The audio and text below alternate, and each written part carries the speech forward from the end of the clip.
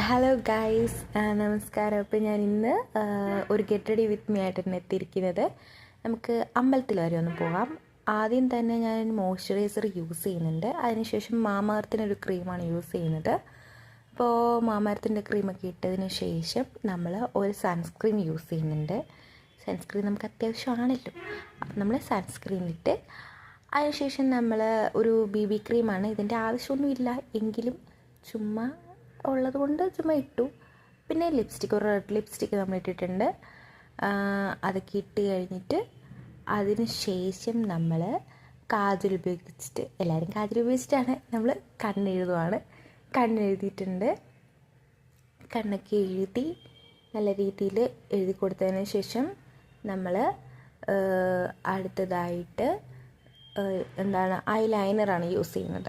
Eyeliner ഞാൻ water പ്രൂഫാണ് use ചെയ്യുന്നത്. അല്ലാന്നുണ്ടെങ്കിൽ ഏതാണെങ്കിലും യൂസ് ചെയ്യാം കേട്ടോ. ഞാൻ വാട്ടർ പ്രൂഫാണ് യൂസ് ചെയ്യുന്നത്. അതിനുശേഷം നമ്മളൊരു ചുമന്ന അല്ലെങ്കിൽ ഏതെങ്കിലും ഒരു പൊട്ട് വെക്കുക.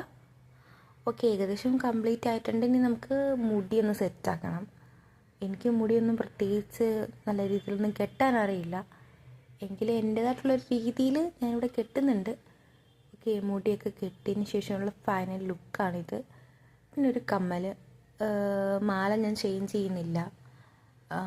ഈ കമ്മലൂടെ ഇട്ടതിന് ശേഷം നമുക്ക് ഇതാണ് ഫൈനൽ ലുക്ക്. ഇങ്ങനെയാണ് നമ്മൾ അമ്പലത്തിൽ പോകുന്നത്. ഓക്കെ, എന്തൊക്കെയോ ഞാൻ കാണിച്ചു വെച്ചിട്ടുണ്ട്.